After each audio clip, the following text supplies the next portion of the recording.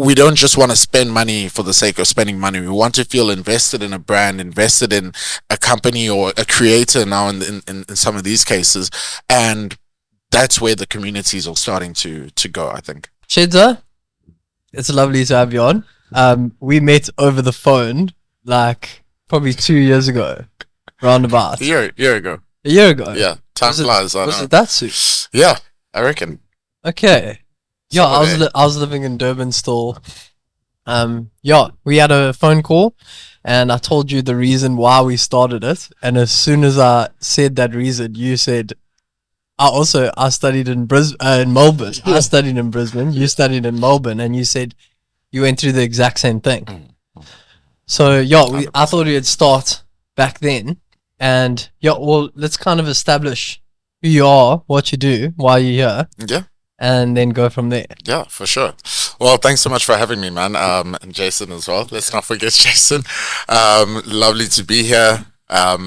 Basically, a little bit about me. I'm now in my late 20s, I think.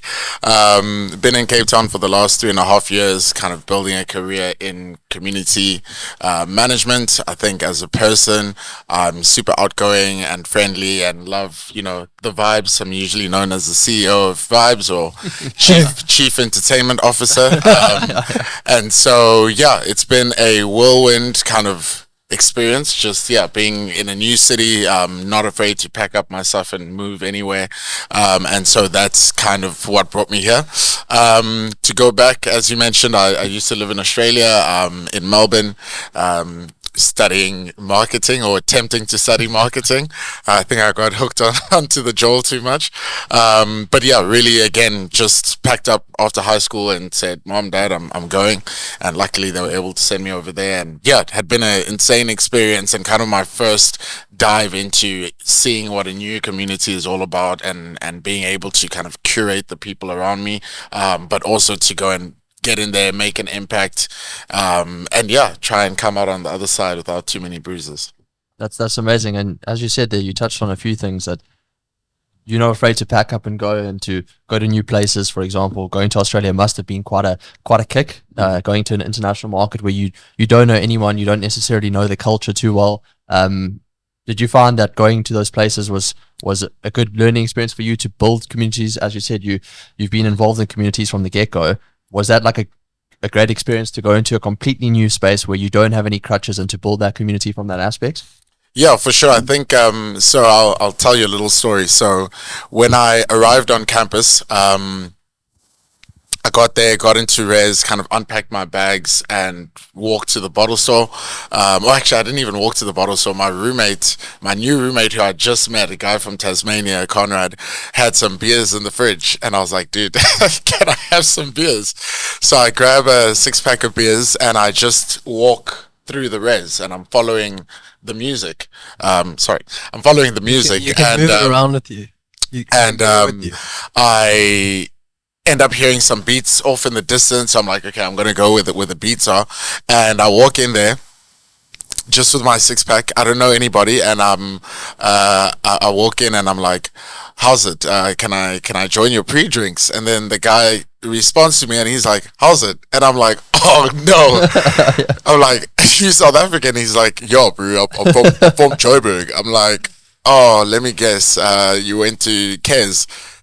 Oh, found a Kes guy all the way in Melbourne, and I'm like, I thought I was leaving for a new, kind of fresh community, but yeah, that then unlocked this group of Americans who I met through that kind of interaction, and those were like my people, all the internationals kind of sticking together, and so yeah, that was really like the first welcome to Australia, and it meant not engaging with Australians for a very long time, but then being able to then slowly start to integrate, learn the culture as you mentioned, and then of course also bring more of home to Australia, and not just bring brandy after being in the airport for a couple hours. So. And those first sort of communities that you started building, did it make the move to a new place easier? Did it sort of help? Because as you said, you got to bring a bit of yourself to them as well, which I think is a thing that we miss a lot with building new friendships or building new groups of people, is that it's not just what they can offer us, it's also what we can offer them. Yeah. And it makes it a bit more familiar, where it's not everything just being thrown on you. It's like, here's my lived experiences, and I can share with you guys as well. Yeah, for sure. And I think there were a lot of challenges. At the end of the day, Australia comes with its own kind of stigmas. Of course, you're worried about, can you be accepted based on your color? Can you, be able to blend with those people? And so I chose Melbourne for the fact that it's the most multicultural city in Australia. I didn't want to go out there and stick out like a sore thumb, although that basically happened anyway. But it was important for me to make friends early, which luckily I'm good at. But then, yeah, like you mentioned, go and see what can I bring to the table as well. And so I think just the way it all happened, what I loved the most about Australians was they were quite receptive, a little bit biased at times, because they just see this young black guy with a bit of an accent, and they know nothing about South Africa other than we kick the ass in rugby. so it was an opportunity for me to educate a lot of people about South Africa, about my upbringing. Like, every now and then I might get a comment from somebody who, says something a bit off kilter, and I actually had an photo album in my phone, called Home. And it was for me to then go and say, actually, this is where I come from. These are the resources I've got. Like, this is how life actually is. And so, yeah, those early communities were mainly, centered around friendships. And then slowly started to be able to, I got into the basketball side again. So I had a group of friends there. I got into kind of the social life as well, getting involved in the nightlife. And so that was a different community. And so, yeah, those were kind of very interesting. I laugh because they're just very interesting moments to think back on now. Yeah, that's amazing. And one thing I did want to ask, and it's what I got across. Obviously, you and Mark met before myself and you met, and Mark said to me, "You've got to meet this guy. His energy is infectious. He brings this." I mean, the minute you meet him, you'll know exactly what I'm saying. That's all Mark kind of said to me. And when I did meet you, I mean, that's even half of the story. You really bring this energy around everyone that just is in your vicinity. That says, like, come to me and, like, let's have a good time. How do you find that, is that natural? Is that something maybe that you worked on? How did you get that sort of ability? Yeah, and thanks so much for the kind words. I think I've always been quite from a young age. I think, I don't really believe in star signs, but I'm a Leo, if any of the chakra ladies are watching. And so that energy has always been, I guess, within me. But I think looking at kind of how my dad navigates, like, with his friendships, he was always, at least in my perception, he was always someone who was the middleman between a lot of people. And so just seeing the way that he carried himself and being able to kind of carry the room, but also be reserved, which is now what I'm trying to bring to myself as well at times. I think, being able to go out there and just, try and make somebody's day, to make somebody happy, is always what kind of keeps me going. And now in my adult life, and especially over the last few years, in school, I was popular in the sense that, like, I had lots of friends, whether that's a good or bad thing at times, but had always been, in one way or another, just the middleman. And so, I ended up becoming, like, quite a well-known person around Pretoria, and well-known in the sense that I just had a lot of good people around me, not any kind of notoriety per se, but just thinking back at, like, whenever there would be a house party, people would probably ask me to help them with the guest list, or ask me to get the word out, or, ask me to put the idea together. And so, now in my adult life, it's because I've moved to these new cities and gone out of my comfort zone, I've had to rely on that, like, super well to go and then, obviously get very comfortable. But I'm also just confident and comfortable in the unknown, and in these situations where, I need to maybe have a bit of the gift of the gab to get by, and then see what happens after that.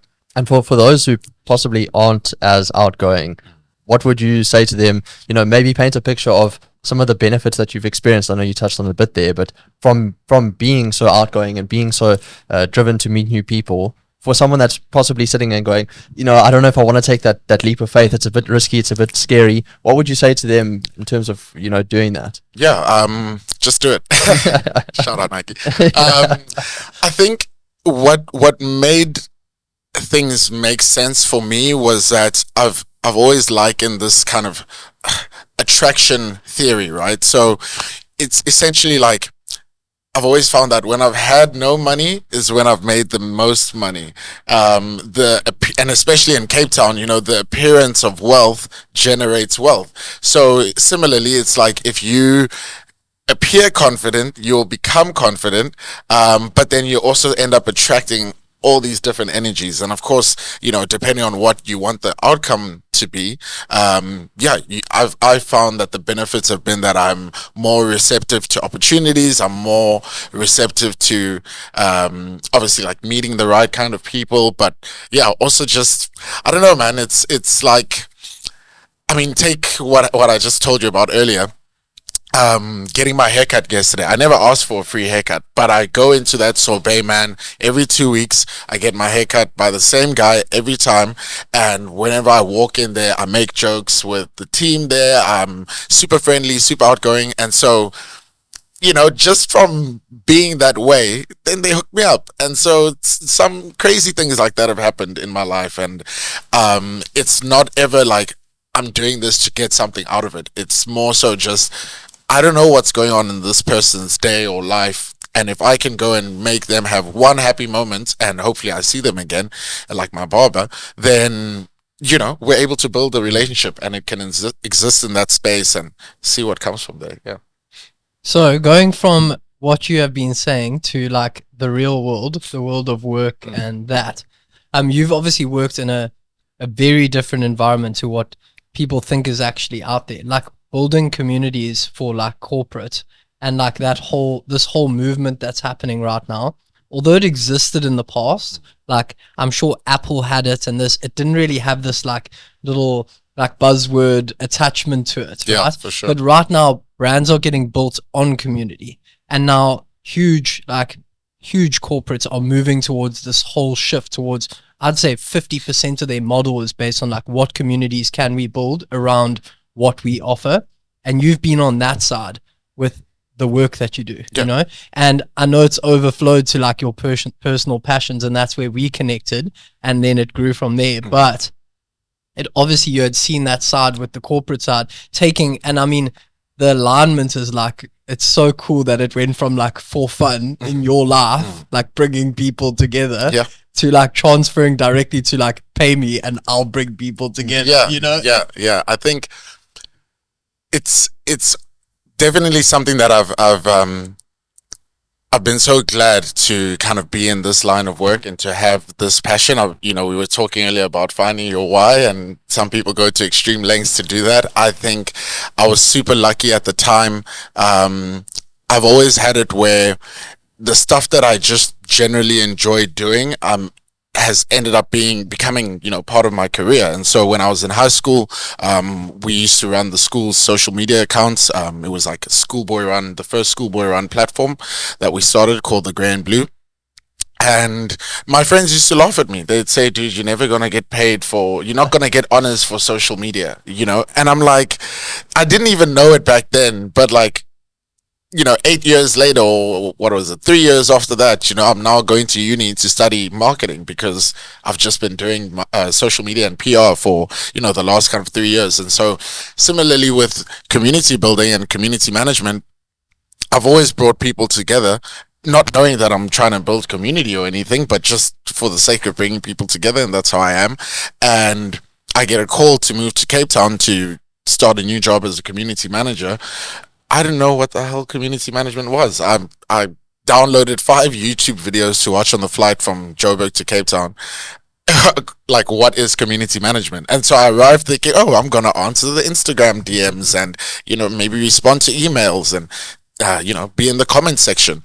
And that's the complete opposite of what I did. They brought me here and they're like, all right, you're going to now manage a residential property and the people that live in it, and threw me right in. And that that was my first kind of dive into that, and then being able to also go and manage the Instagram here and there, and try and help the brand a little bit. But seeing where companies and organizations are now taking it, I look back to just 3 years ago, and I'm like, we were not talking about things in the same way, although at its core, there was definitely those things. And looking at how, especially, I used to work for a co-living operator, so community is everything in co-living, and that's where the passion came from. Because you meet somebody who's just arrived from Brazil, they know nothing about Cape Town. You are the community manager. Everything from the email they get to their arrival, their check-in, their kind of welcoming into the space, their meeting and connection with new members, you're in charge of that. So if you can go and make that experience top class for everybody, then that's how your community ends up being built, and then also obviously growing legs as well, because now you find, oh, how did you end up here? Oh, I had a friend who stayed here 3 months ago. She told me how great it was, and now I'm here. And so that's where I was able to kind of see that initial growth. But now looking at it, consumers and audiences are becoming more aware of what they're spending their time and their money on. It kind of started with YouTube, where you start your video with a attention grabbing hook. So now brands are needing attention grabbing things to do. And we don't just want to spend money for the sake of spending money. We want to feel invested in a brand, invested in a company or a creator now in some of these cases. And that's where the communities are starting to go, I think. So you look at, for example, AI, which is now, majority of it is machine learning, but we label it as AI. In the same way, I feel that a lot of corporates are possibly using the buzzword of community to more label something as possibly just marketing. Where do you feel that a lot of brands, and not necessarily the ones you've worked for, but just being in the industry, that brands are missing out on what the essence of community actually is? Do you think that people are still making that mistake? I mean, it's a very interesting one, because not every brand needs a community, right? I know a lot want to have one, but sometimes it just doesn't make sense. For me, community is built by people, and AI can help in maybe making their experiences smoother, but at the end of it, like, the heart of communities are the people that are in them and the people that are building them. And so I think, like, it's quite hard to say when it comes to what the industry is doing and what I see some brands doing. They are getting onto the buzzword for sure. And I think looking at where some of their activities are going, it really just depends, hey, on the brand. If I look at what Cape Town is doing in particular, communities are being built by experiences, and that's where my passion lies. I love when it's like, okay, we're building this community that exists on some platform, but these people are going out there and doing stuff, whether it's a running club or a networking club or whatever it might be. So yeah, it's something to watch for sure. Do you know something I noticed, and like as you're speaking, it's like, it's something I've thought about but haven't really put words to it. But like brands now are being built community first, and these brands that are already established trying to form communities have a lot harder time. But you always hear like, this running club started and then clothing came from it. You know what I mean? Like the brand is always the afterthought. People first, brand second. And it doesn't just, like, you say this as like the tiers to it, like the level in a pyramid, but like these people really have started with the passion, the community, and then turned it into a brand when the community is built, because that attachment doesn't happen to the brand. It attaches to the community first. Yeah, exactly. And that's ultimately where I see the shift coming. I mean, if you just look at the Olympics, for example, athletes are no longer relying on, big pushes from their sponsors to get themselves out there. They're on TikTok, they're making content, they are heavily investing in themselves to build their communities through what they're sharing and what they're doing. I think the biggest instance of, kind of community then becoming monetized, that I can think of is like Kevin Hart, for example. He's not an athlete per se. He's a comedian who does athletic things. And all of a sudden he gets a sponsorship from Nike to host like these fun runs because he was doing fun runs anyway. So being able to take those passions, and this is what creators are now starting to see, is saying, you know, I've got this audience who's captivated by whatever it is that I do, whether it's makeup, whether it's, you know, lifestyle content, or however they move, they are now able to control what they do with their people. And yeah, that for me makes so much sense. I think it's so powerful, especially if you look at comedy is obviously a massive thing, and I enjoy, so I see that, but in music, in sports as well, it's just people that have their own communities now, that build it on themselves, now have more power to do what they want to do. So previously brands would have dictated a lot of the stuff, and these people just sort of had to go, oh, okay, well, it's just the way it is because you are facilitating, you are distributing my music, or doing all those types of stuff. So they had all the power, and the people just had to sort of go along with it. But now those people say, well, I've got my community, you either are helping me or I'm going to go to someone who will, and the power gets put back in the people's hands. It's almost a democracy now from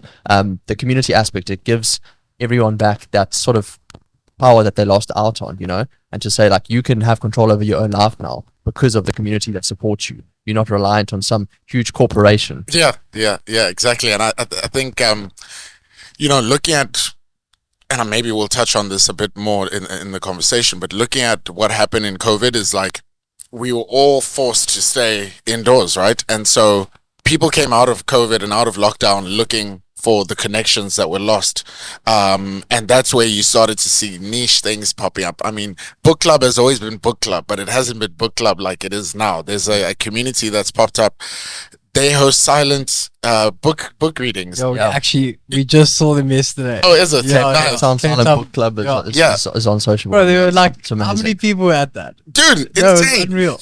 Folks just going there to read and mind their business, but they're so connected. Together. Yeah. It's that together part. And so I got to see it when, you know, I was doing, you know, events at Neighborhood. I mean, we did anything from networking nights to, we even hosted some book clubs. Now they're doing like cooking clubs and things like that. So those moments of connection, those groups where people can connect with each other, I think has been the biggest kind of need and the biggest want for communities. But as you were saying, it puts the power back in people's hands about who they connect with, when they connect, and why they connect as well. I've been thinking about it quite a lot recently, is why is this now popping up so much? You know, we've always been social creatures, so why now is community such a big aspect of people's lives? And then I think back to the way that communities used to be. We used to live in pretty tight-knit areas. You didn't have a lot of travel going on. You didn't have access to the internet to meet other people. So you were almost forced to build those communities in where you lived. And that's when you had things where it was like the country club, or you had a meeting area where people went, and that was part of your little town. Yeah. And that's now been disillusioned because we move so regularly. We have access to the internet. We're traveling quite a lot. We have influences from all over, which is great because we get to experience a lot more and we get to learn a lot more. But with that as well, we lose almost the forced connection. And so we lost in this sort of ocean of trying to find out what's going on because we almost flooded with too much. Yeah. And then we've been, and then you look at like the hybrid work model, and that's kind of influenced it as well, where people are, it's great in terms of giving us time and freedom and this aspect. With too much freedom, we almost become lost in it. Yeah. And I think now we are yearning out for something, you know, we don't know where to attach to say, these are our people. This is what we do. And I think if you look at South Africa, we get so passionate about sport. You know, you look at the UFC this last weekend, or the rugby, and when that happens, we are the most united nation. Yeah. From a nation that sometimes has its own differences, we become the most united nation because we have one central thing to attach to. We become a community based on that because it's a shared interest. Yeah. And I think we can take that on a grand scale and then look at it as a microcosm to say, how do we foster those shared interests and those shared experiences on a smaller scale to re-establish the micro communities or the real communities that we can have on the daily, and not just once on a Saturday or once every 6 months when there's something that is the African flags flown at, you know? Yeah, for sure. I don't see why they can't be community managers working for golf estates. You know, for example, I'd love to go back to Woodhill and say, hey, let me manage the residents here. You know, you mentioned things like those spaces, country clubs and social clubs and things like that. Those are still popping. They're still antiquated, I think. And so this new wave is really going to make community matter. But looking at things like when we watch the rugby, I'm fully in agreement. I mean, I went to London in September and I went to a Bri Army event. And if you know the Bri Army, they are a global kind of community brand, if I can call them that, where they get around the box, around the world. And so I knew people in London, but I wanted a space where I knew these were my people. I walked in there, it was all green and gold jerseys. There was, a British kind of Bri going on. And so really like knowing that, hey, I can attach this sense of feeling to this kind of entity, this group, this community, is exactly what ended up being the result. I was like, oh, if I want to be around South Africans, you go to a Bri Army event, and then we watch the box, go and do the business. So yeah, been really, really interesting, and agreeing with that perspective. And it's a compounding thing, because oftentimes, I mean, we don't even know our neighbors, and you don't really help them because you don't know them and they don't know you, because you don't have that shared experience.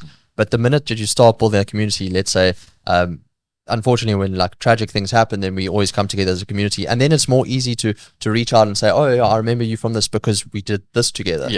And so with the sport, for example, if someone wins, that sense of community kind of stays for a bit, where people feel that upliftment, and now they're reaching out, oh, we can help you with this, or we do that, because that barrier has been sort of dissolved. And then we go back to our everyday lives and we sort of get stuck in it, and it dies back down. But I think it's up to us now to figure out how to bring that baseline up. And it's all great and to say like, oh, there's experiences to go out and enjoy.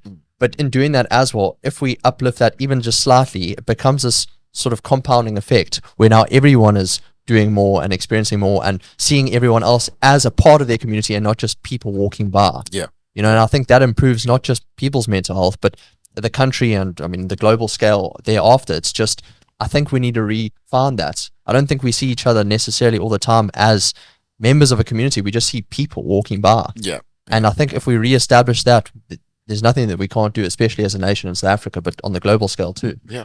Yeah. So you guys were talking about like the brands and people having power now. And we've seen people just with an idea, they have nothing to go off, build a community around that, and then the value that adds to businesses, right? Like that power doesn't just come from moving a following across to reality, it's like the views meant something, the likes meant something 10 years ago, and now community is kind of that value. Like, how do you move people? How do you actually, and like we've seen a few of our friends like Karen genuinely bring, I mean, he set a marker in a like a hike location in Durban, and he had 400 people rock up, 400 humans rock up to that, like that is community. That's people that have a shared passion for something that are all rocking up somewhere. And like seeing Sarah now just go off an idea 6 months ago, and now suddenly people are rocking up to every single event in like the masses, it's like now we can decide to start that community ourselves and see that value it has to everyone, then we decide who we attach to.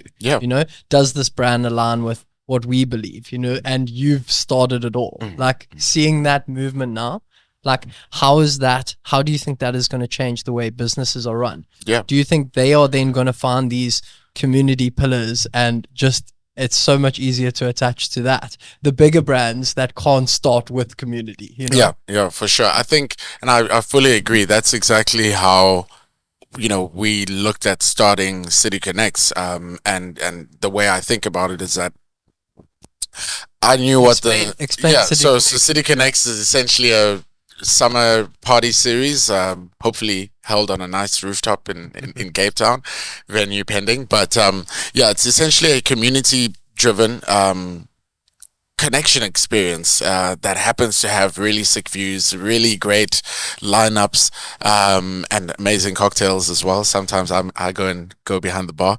But yeah, so we started that 2 years ago, and where it came from, or where the idea kind of came from, was that I knew everything about the Cape Town entertainment experience. I've gone to Rands, I did Daisies, I've gone to Cabo and done all those things. But in Cape Town, it's all about the flash. If it's not VIP, I'm not going. If there's no table, I don't want to be there. If we're not popping bottles, like, it's not going to be a fun time.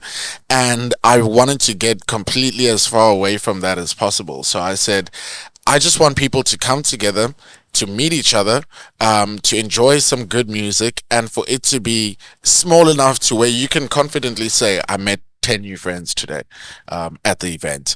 And hopefully create enough touch points around the experience to where you felt like you were part of something that actually mattered, that was more than just let's go out and get drunk. I remember when you came and we chatted for the first time in person about the concept.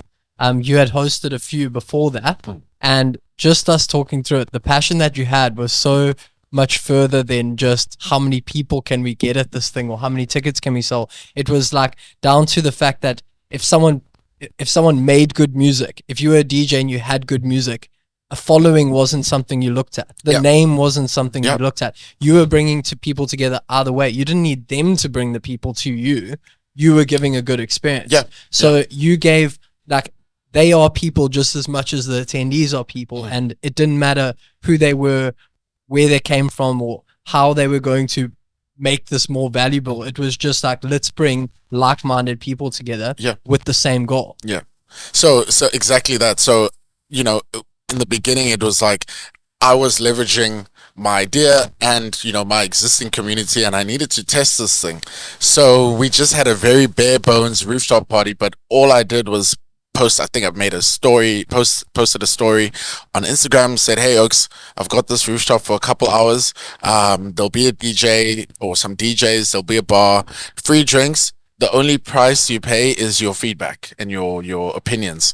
And I think we had about 60 people. I had many more in the DM saying, Tshedza, please. I'm like, look, we've only catered for 60.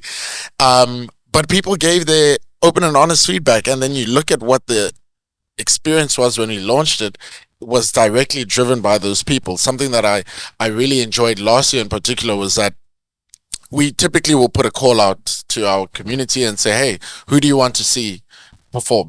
Which DJs do you want in the lineup? Because obviously you give the people what they want. So, I'm watching the comments quite closely, and I see this group of friends, I guess they are all tagging the same artist, a very unknown artist. I think she had just started, kind of within the last few months of the year, last year. And I went to my partners and I was like, Oaks, if these people are all tagging their friend, who's the DJ happens to be good, thankfully, they all gonna come to the event. And they're going to tell all their friends, hey, we were able to influence this festival and we got our friend on the lineup. Like, wouldn't that be the sickest experience ever? So for us to go and empower artists to, use us as a platform to go and empower our community to influence the decisions we make, that for me was really where I saw the value. Like, I don't want to throw something that you don't want.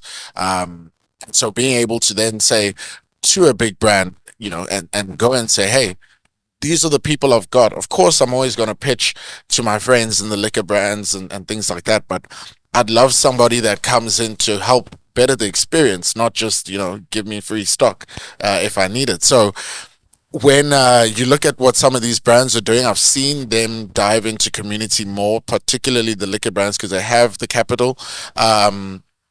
But that's where I see, and like I was saying in the beginning, like, experiences are now becoming everything. So you'll see a Jameson distillery on tour, and you'll see, creators like Joe Human or Xavier Zulu, for example. People can arrive in Cape Town and say, hey, Oaks, I'm doing this on this day, that time. People will go. They are now attached to the person. They're attached to that person's ideas. And then it allows creators more freedom to tap into a whole bunch of other things. I loved what you touched on there, because I think it speaks to exactly what we try to do or are doing with Sociable in terms of the community versus just an event. I think oftentimes with the existing sort of abilities to host experiences, people have been, we need to set X amount of tickets, we need to sell out, and so the only option is to book the artists that we know are going to sell out, and then it just becomes this almost cyclical thing where the same artists are getting booked and the same people are going, and it just becomes very stagnant. because there was never a tool or an ability to democratize what's happening with events. Now we can say, you can start your own thing, which means that you can go and get that unknown DJ whose friends will come and grow this out of nothing. Yep. And give those people a spotlight and give yourself a spotlight, in which case now everyone has the ability and everyone has the power to do exactly what they believe in and to uplift and enrich their communities because of that, which is amazing, because it not only gives sort of the attendees something new to go on, but it also gives the people that are going to sort of help create that event an opportunity that they would have otherwise never have gotten. Yeah, for sure. And that's why I am so attracted to Sociable. I think, Mike, you were asking about kind of where the future is going. It's in the power of creators. I ultimately think to me, it just makes so much sense that you as an individual, whether you're a creator as in that's literally what you do, or you are just, any Tom, Dick and Harry that wants to do something cool. There's a unique opportunity and a unique, kind of gap where Sociable comes in, where you mentioned it, you're democratizing that access, right? And so we're now no longer just reliant on the big people to tell us where to go. We can go and just do things ourselves. And for creators, that's going to be really important, especially as people look to, create more household names out of themselves. For brands, especially upstart brands, it's going to be really important to have that strong kind of customer base advocate for you. So if I look at brands that are doing it really well, like Cultish, for example, I started buying Cultish because somebody told me about it. I saw somebody wearing it and I asked him, he's a guy I went to school with, I'm like, hey, I like your vest, I think he was wearing, where'd you get it? He told me at Cultish. They just opened a new store at that time. I go there, I buy a shirt, I spill red wine on the shirt. The next day it's a white t-shirt. I'm really drunk, so I DM the guys and I'm like, yo, shucks, man, I spilled red wine on my shirt. They asked me to bring it in. They spent 2 or 3 weeks looking for a super stain remover. Apologize for taking 2 or 3 weeks, have the stain removed, and offer me 50% off my next purchase, which I then went and bought immediately. And then they hooked me. And then I was able to now, when I go to a festival, I see other people in Cultish and I'm like, hey, you must think the same way I do about life and about things. We're part of this investing in your people. Yeah. So that's just that one experience. Now, I'll buy whatever I've told Ryan before, who's the founder of Cultish, I'm like, whatever you're selling, I'm buying. I don't care if it's a keyring, if it's an umbrella, underwear. I'm wearing the underwear right now. Whatever you're selling, I'm buying. I bought gloves the other day even.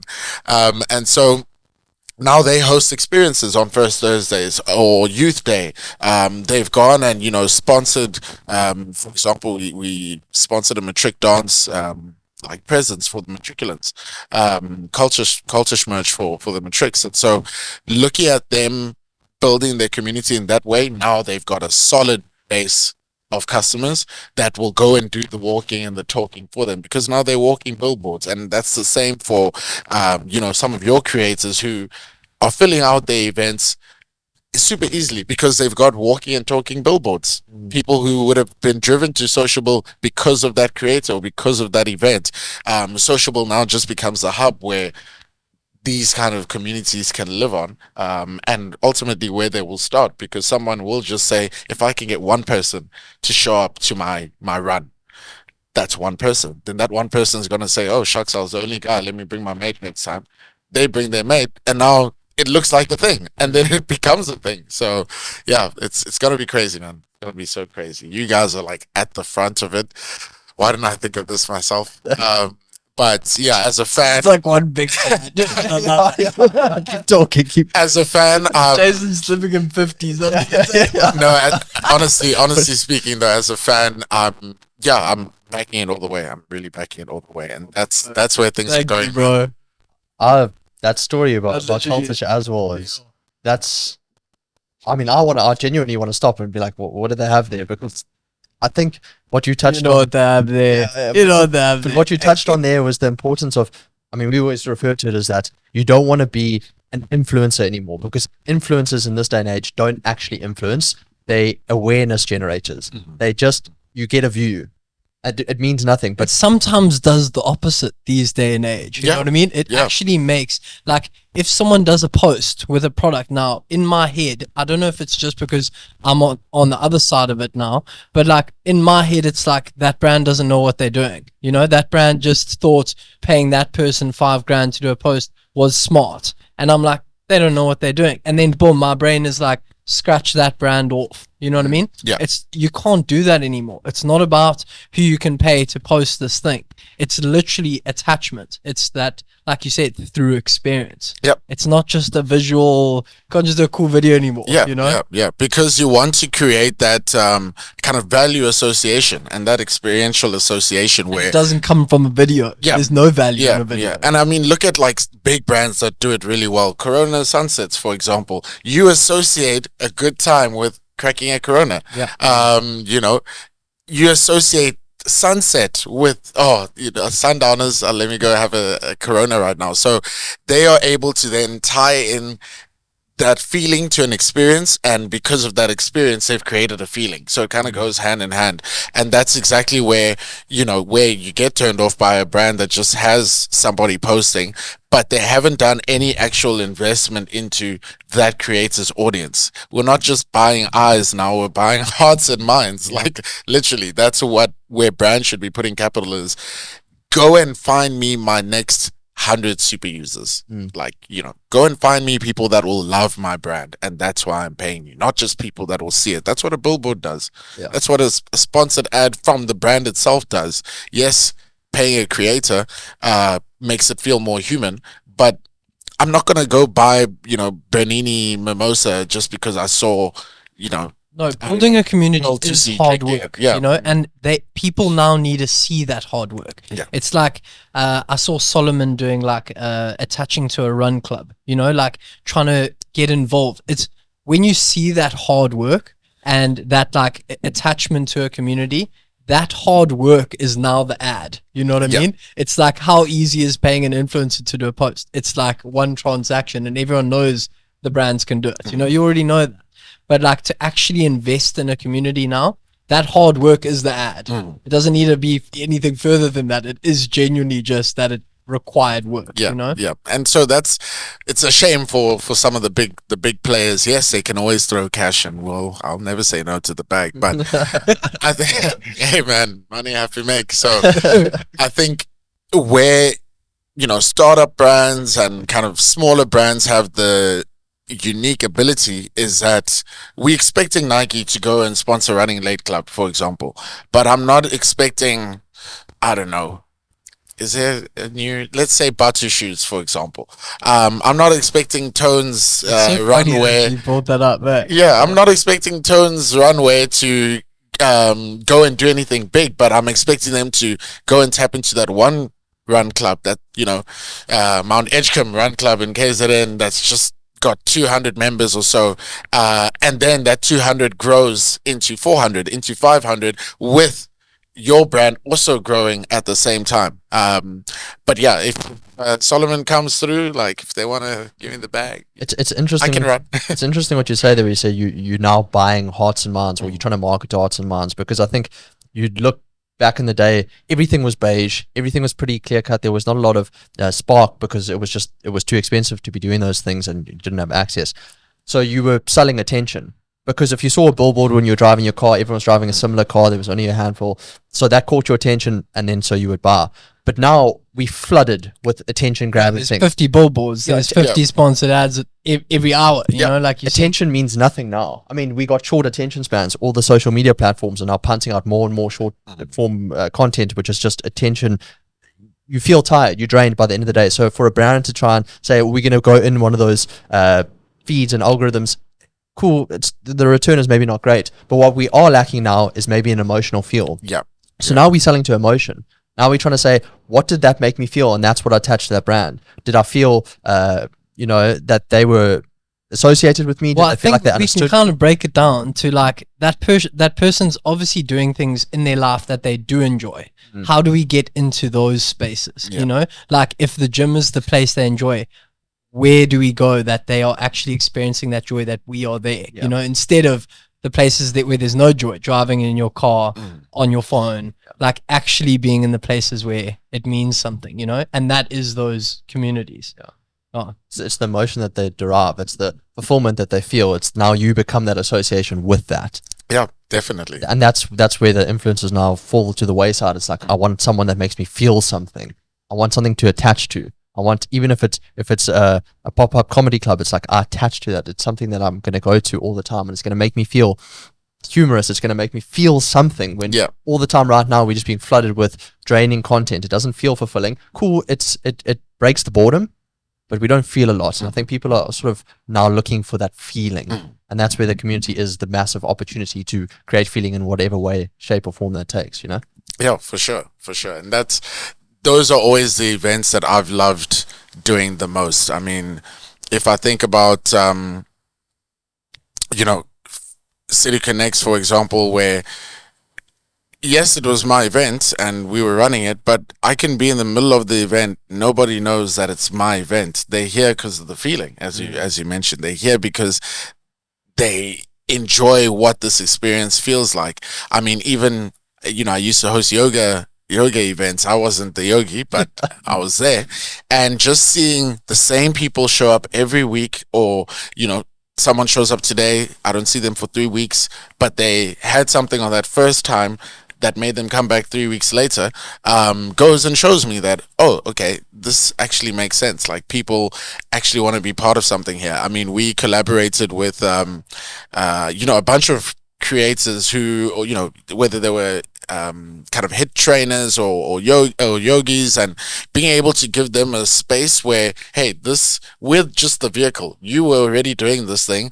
We can now provide the platform for that by way of being the vehicle behind this event. They end up going and doing their own things. I had a friend who just finished her training. I'm like, I need a yogi. You need more experience. Come through. And that turned into then a paid gig for her, and she was charging us, every Monday, or whenever we had the classes, every Monday for those kind of workouts. And so it allowed her to then become the yogi and be able to do her own things, because she's now built herself off of this platform and leveraging this community that we've got. So yeah, it just makes so much sense for me, man. Tshedza, thanks so much for coming, bro. That was epic. I appreciate it. Can't wait to see what you do next. Cape Town, and then I think there's probably a few more things on the cards. Super exciting. Yeah. Thank you guys so much for having me. I'm always a call away. If you ever want to have me back. We've literally maybe we'll be having this conversation with our Ibiza community next year. Love it. Why are we coming for you?